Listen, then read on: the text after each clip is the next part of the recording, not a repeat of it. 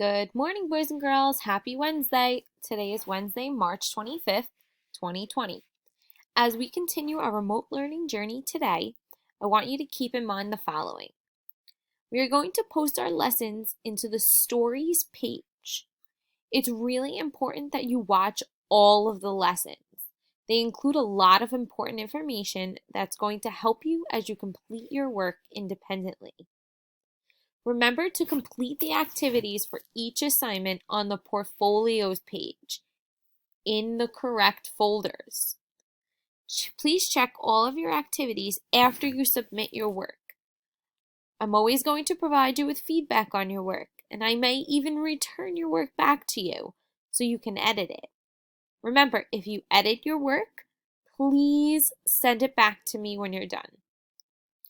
You should also be independently reading every day for at least 30 minutes. If you've read all your books in your book baggie, you can log on to Myon and RazKids.